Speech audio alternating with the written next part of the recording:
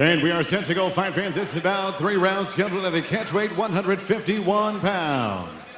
Introducing to you first, fighting out of the blue corner, a freestyle fighter standing 5 feet 7 inches tall. Official weight 151 1/2 pounds. As a professional, his record is even with 7 victories and 7 defeats. Fighting out of Huron, California, here is Sergio Cortez. And next, his opponent across the cage, fighting out of the red corner, a freestyle fighter standing 5 feet 8 inches tall. Weighing in officially 148 1/2 pounds. He brings an outstanding professional record, 10 victories and just 4 defeats into the cage. Fighting out of and representing Fresno, California, here is King Arthur Arciniega. Your referee in charge, Marcos Rosales.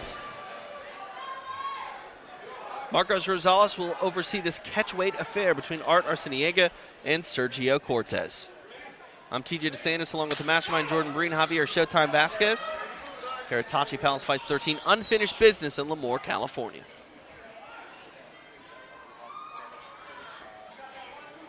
Arciniega takes the center of the cage here. I'm curious to see how Arciniega wants to implement his game plan, if he wants to keep the fight standing or take the fight to the ground. What kind of an impression he wants to leave on Sean Shelby's mind. Cortez with a kick to the lead leg of Arciniega.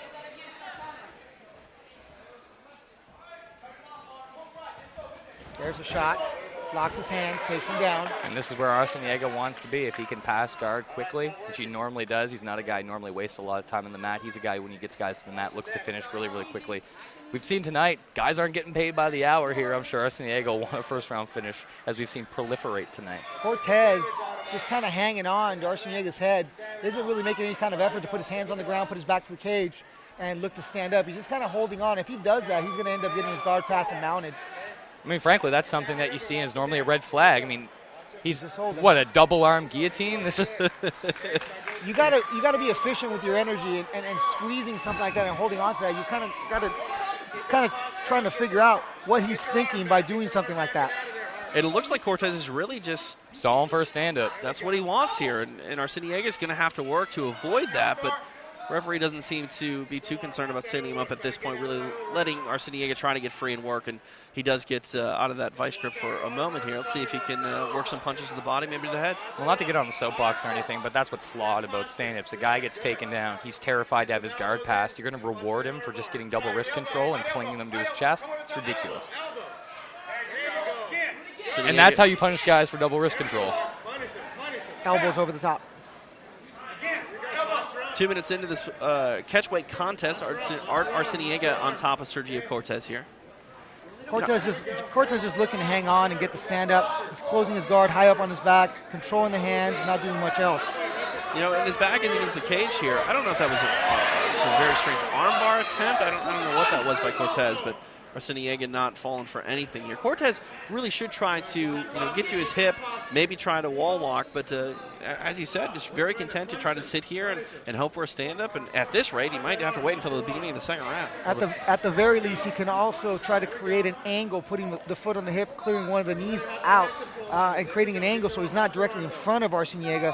If you stay in front of a guy like this, you're just going to take a beating, especially if you continue to let him posture up. If an opponent postures up, you should make space, bring your knees in between his chest and your head to create the space so he can't reach you with punches. But Cortez not doing a whole lot of that, just seems to be hanging on and hoping for the referee to save him and stand him back up. Would you like to see Arciniega try to stack here and maybe rain down more offense? Because he's throwing all these punches from his knees, not getting a lot of distance between the strikes, and not throwing a lot of powerful offense at him. Well, I was just about to say, if he stands up and throws the strikes, makes a little bit of distance, maybe splits his guard with his knee, and maybe can potentially strike and pass.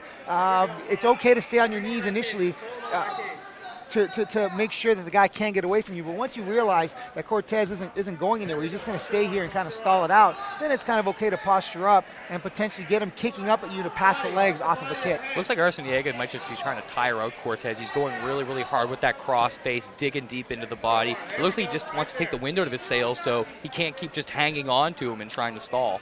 Cortez is just hanging on. He's just waiting. Either he's waiting for the stand-up, or he's just kind of frustrated and bewildered on what to do next here. I think it's probably a little column A, a little column B. I mean, he definitely wanted to stall early and try to get that stand-up, but he's been worn down. I mean, he keeps being able to turn his hip, but Arciniega's not even remotely afraid of anything he could do. Yeah, the problem here is that you've got all the weight on top of you, and then that fence, you're smashing up against the fence. The worst position to be in when you're on the bottom is when your head is resting on that fence. And if you turn it to the side, now your neck's kinked. So it's very difficult to get up. He should make some space, put the feet in the hips, maybe even go to half guard, come up to his right elbow, put his back to the fence, and then work on slowly getting back up to his feet, because working from this position, there is no submission. If he climbs his legs, triangle, armbar, whatever the case may be, all Arciniega has to do is put his head on the fence, posture up, drive his chest forward, and he's not going to get anything out of it. We saw Cortez actually circle away from the fence. I mean, that's the, I hate to say it, that's the most offensive move he's really had in the fight. Just landed an elbow to the shoulder. And now we see Arciniega stack here, and immediately Cortez did bring his leg high, but I don't think he's really thinking of anything submission-wise. This round's going to expire. He's got a little knot on the top of his left eye there.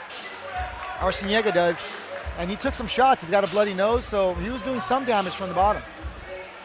Cortez was. Regardless of the aesthetic, blemishes on Arciniega's face, I mean, that was clearly a round for Arciniega. Cortez can't even pray to take a round on any judge's scorecard there. I hope you're not asking me a question. That should absolutely be a statement with a period. Was a statement. See the replay here. Arciniega working the right hand from the top here. Not too much, but definitely working. He did enough to not get stood up when Sergio Cortez was definitely looking for a stand-up, and Marcos Rosales was not going to reward him for stalling. And good. Marcos Rosales, we critiqued him a bit earlier for his, I want to say mishandling, but kind of bizarre conclusion of the John Ricciti and Jokawani fight. But good stuff there. Rewarding guys for just trying to stall from the bottom is the antithesis of what MMA is about, but unfortunately has become very, very in vogue in MMA. Arciniega's nose, is that broken? Do you see that? It does look kind of messed up and is definitely bloody. It's weird to think that, I mean, it looked like Cortez did virtually nothing in that round apart from land an elbow. Look at that. Oh, yeah, that's definitely broken.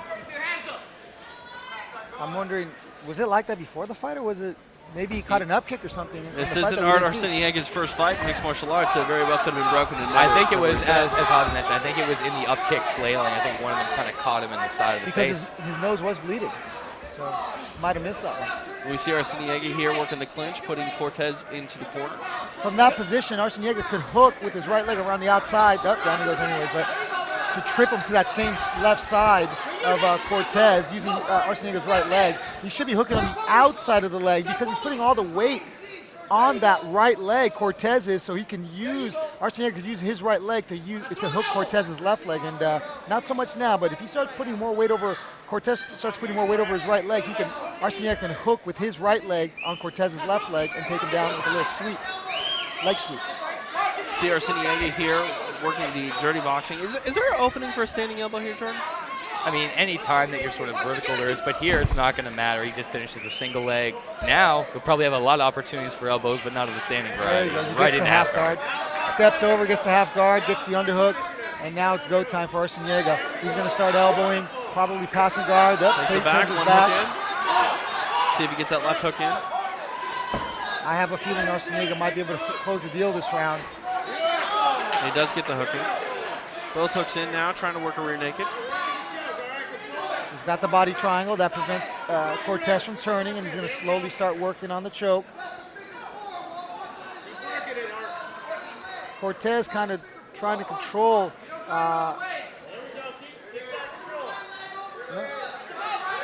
Face lock. There, a little cross-face action. Nothing there. It's not underneath his chin. Good hand fighting so far by Sergio Cortez. Cortez is hanging in there.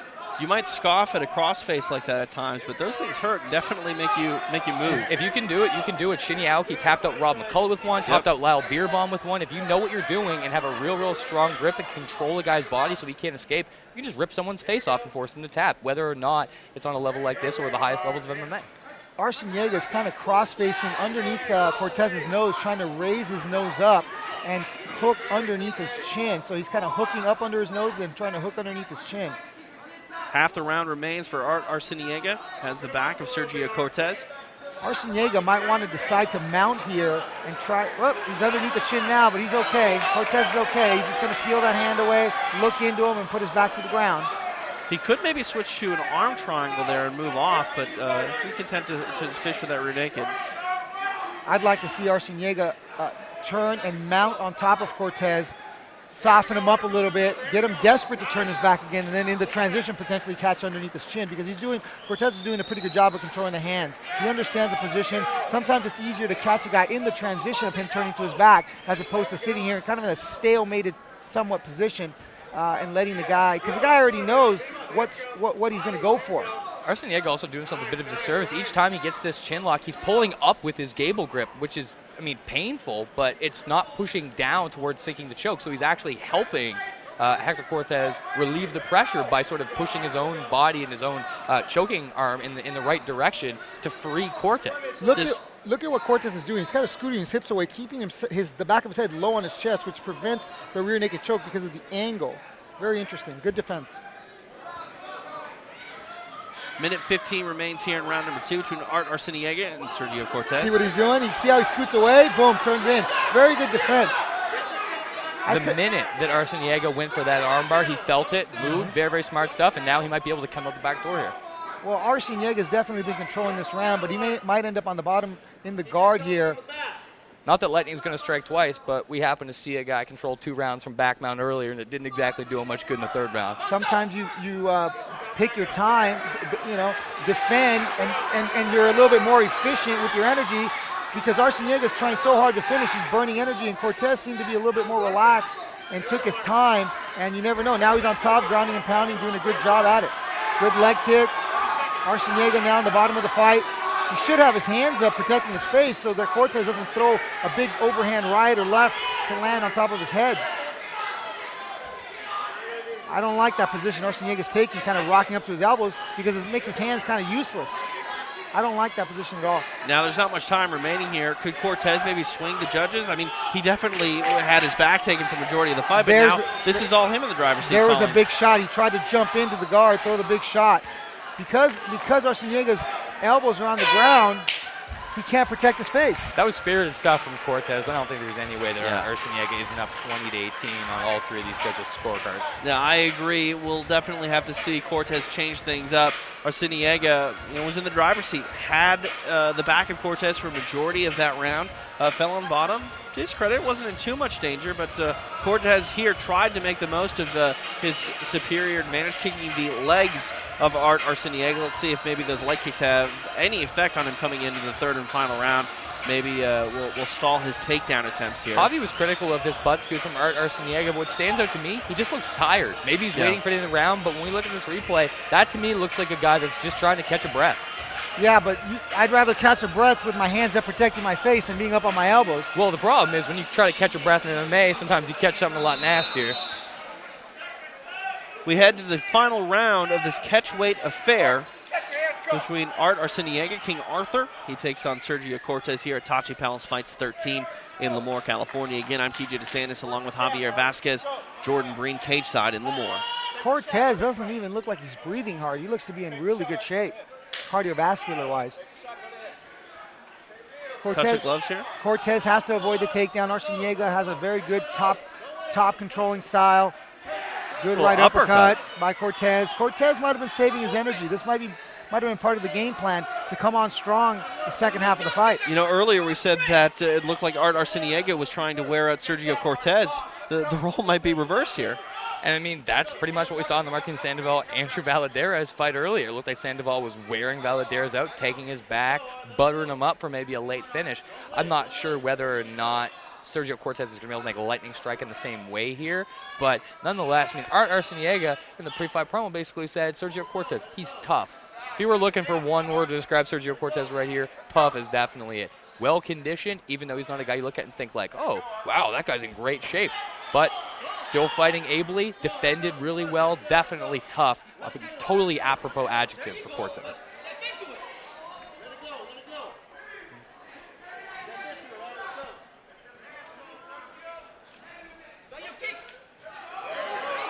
Cortez looks like he could probably cut down one weight class below to the bantamweight division. Arciniega looks pretty solid.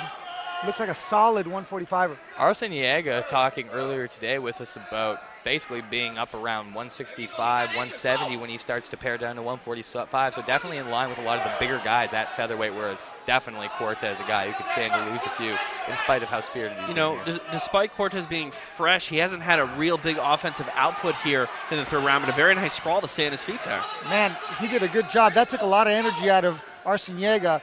If he's able to stuff this takedown, that could be a little bit frustrating for Arciniega. Cortez going to have to circle off that cage. He's not out of danger yet. His back is still up against the cage. Arciniega's taken him down a few times. You'll drop down, maybe throw a couple right hands to the body and to the head. And There's a nice inline elbow that you wanted, TJ. Love those standing elbows. Hard not to love a standing elbow. Tremendously underutilized skill in mixed martial arts, and one that can rip flesh, rip bone, and rip off some big victories. Back at space here. Let's see if Cortez can put something together. I mean, he has to be thinking that he needs more than just this round. He needs a fight here. There's a shot. So Arciniega definitely trying to go to the ground. Looks He's like got his neck wrapped. here. He's got his neck wrapped, but the arm is in. Now that arming guillotine, we see it finished on the floor. Rarely do you see an arming guillotine though finished on the feet, a standing guillotine with that arming. Yeah, that's very difficult. The reason it works on the floor is because you're able to create an angle and you got the ground to support you. And now Arciniega going for a guillotine of his own. That looks stoit. That is absolutely toit. toit. It definitely is. Now he's okay. I don't know if he's going to be able to finish this. He should be reaching over the shoulder of Arciniega with his right hand. Cortez should and circling off that fence definitely. By reaching over the shoulder, it kind of prevents the back from arching back so far, relieving some of the pressure on the neck. If Cortez cannot control Arciniega's hand with his left hand, he could also use his elbow to brace the right hip of Arciniega to relieve some of the pressure as well. Over 90 seconds here, Arciniega's got to make sure that this choke is actually catchable, because if he doesn't, he's going to burn himself out here, and he might have it right now. And now slowly working. That wasn't the most efficient use of energy, but he was able to keep his hands tight, and now he might have a fight finish on his hands. No, he's okay now. He's leaning the right way. Cortez is good. He could have swept him. He's out. And he's definitely out now. Now we'll see if Arciniega's tired after that choke. Cortez is going to have to make some work here, slapping the face. Arciniega with the legs high. Arciniega, I have a feeling that burned him out. He took 2 shots, worked very hard for the takedowns. Cortez now on top and could be starting to take control of this fight. The other thing is, guillotine, it's something that you definitely want to put power into it when you sink it, but you don't want inefficient power. You don't want to just be tugging on a guy and pulling his body weight, and that's all Arciniega was doing on the feet. I mean, he basically tried to do, that Scott Jorgensen, power 10, like lift the guy up. Arciniega trying to use the fence here to maybe stand up. You definitely want to squeeze with a reason. I call it set it and forget it. If you want to be set, you want the choke to be set and then you squeeze. You don't want to be squeezing to set the choke. 30 seconds remain in this final round in this catchweight affair. If you're squeezing and that choke isn't set, all you're doing is burning your arms out and giving an opportunity for your opponent, because if Arciniega is done here, Cortez could potentially flurry on top. Arciniega dogged it and determined here to get that, locking his hands again and trying to set it. But again, same thing. Looks like he's just squeezing to try to get it as opposed to setting it first, as you mentioned, Javi. The time is going to expire. We will go to the judges' scorecards. Good elbows from Cortez. That's the second good elbow he's thrown and landed this fight. Cortez trying to flurry and really make a statement here, but I think it's a case of too little, too late. Absolutely. I think too little, too late. I would still give the fight to Arciniega 30-27, but a competitive 30-27. One that somehow, even though I think he lost each round, Sergio Cortez did more each round, got better as the fight went on. I said, yeah, this guy's only a 500 fighter, but he's tough. That's often sort of code for, well, this guy doesn't really have a whole lot of skills. But this guy is tough. Durable, at least. I mean, and this isn't just durable, take a couple paychecks, keep it up. It's one thing when you're able to escape, to get better as the fight goes on, to tire your opponent out when he's the more skillful competitor. That's the kind of thing that true toughness is, when it's not being used as kind of a code word to cover up a guy's deficiency. And you see Cortez here, he doesn't really look all that winded. He looks to be in pretty great shape. Yeah, he more than likely lost the fight of the judges' scorecards, but he looks no worse for wear. Yeah, he did a great job. He's very efficient in the way he fights.